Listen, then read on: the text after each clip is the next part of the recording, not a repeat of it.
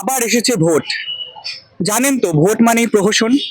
কখনো প্রার্থীকে দেখবেন সাধারণ মানুষকে স্নান করিয়ে দিতে সাবান মাখিয়ে, কখনো আবার দেখবেন প্রার্থী এসে সাধারণ মানুষের দাড়ি কেটে দিচ্ছে, কেউ আবার আনন্দের ছলে রুটি বেলছেন। এসব তো নতুন নতুন চমক প্রার্থীরা দেখাচ্ছেন, কিন্তু সাধারণ মানুষের কথা কে শুনছেন?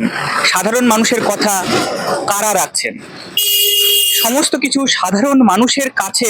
তাই আমরা পৌঁছে গেছি গণতন্ত্রের চতুর্থ স্তম্ভ মানে মিডিয়া। এই সমস্যাগুলো তো আছে, এর জন্য দায়ী হচ্ছে বলতে গেলে এখানকার যারা ধরুন বড় বড় ভূ মাফিয়া, জমি মাফিয়া যারা আছে, যারা ধরুন প্রচুর, এখানে কিন্তু সবাই কিন্তু বড় লোক নয়।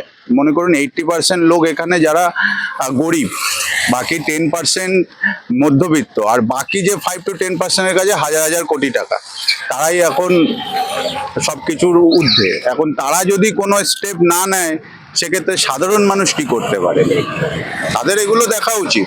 কিন্তু মেন কথা হচ্ছে তারা তো এডুকেটেড নয়, বেশি পড়াশোনাও জানে না বেশি, আর নলেজও নেই তেমন। কি করবে? যতদিন শিক্ষিত ছেলেমেয়েরা না এগোবে ততদিন হবে না, কোনো কিছুই উন্নতি হবে না।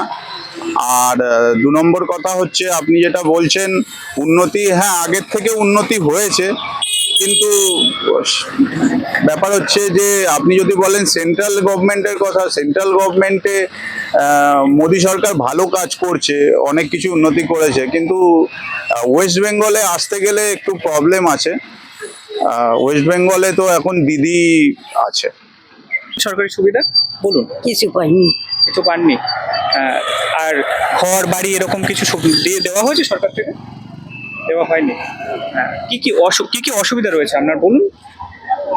আমি বাবা অসুস্থ মানুষ, আমি কথা বলতে পারছি না। কষ্ট, শরীরে খুব কষ্ট হচ্ছে, তাই তো? এই দেখ না, মাথা কাঁপে আমার, কথা বলতে পারছি না। তার জন্য ওই কোনো স্বাস্থ্যসাথী বা এগুলো কিছু পাননি একদমই? সরকার থেকে কোনো রকম কি উন্নয়ন? আমার গভর্নমেন্টের কাছে একটাই বক্তব্য, যে বর্তমান সরকার এই রাস্তাঘাটের উন্নয়ন বা এটা আরো যদি যেভাবে এখানে এই এলাকা গৌরাঙ্গনগর এলাকা, এটা গৌরাঙ্গনগর এলাকা, এই যেভাবে ঘাট গড়ে উঠছে, মানুষের বসতি বাড়ছে, তো এই রাস্তাঘাট যদি আরো চড়া হয় বা এই খালটার যদি সংস্কার হয়, তাহলে মানুষের মানে দূষণটা কমবে। দাম বাড়ছে, এটা তো অবশ্যই সকলের জন্য ক্ষতি, এটা তো আমার জন্য ক্ষতি নয়। এই জন্য জিনিসপত্রের দাম যাতে স্বাভাবিক থাকে, সব মানুষই খেতে পারে। একটা মানুষ মনে করুন 2000 টাকা কামাচ্ছে, আর একটা মানুষ মনে হয় 400 টাকা কামাচ্ছে। 400 টাকার সঙ্গে 2000 টাকার মানুষের যোগ্যতা তো এক নয়। ওই জন্য আমার তো চাই গরিবদের দিকে আরো একটু তাকানো, যাতে ওরা ভালো জিনিস খাচ্ছে, এদেরও ভালো জিনিস খাওয়ার ইচ্ছা হয়। ওই জন্য আমি এটা বলতে চাই যে সকলের জন্য এর ব্যবস্থা করা হোক, গরিবদের জন্য আরো ব্যবস্থা ভালো, যাতে তারা কাজ পাক, তাদের সংসার ভালো চলুক, এটা আমরা চাই।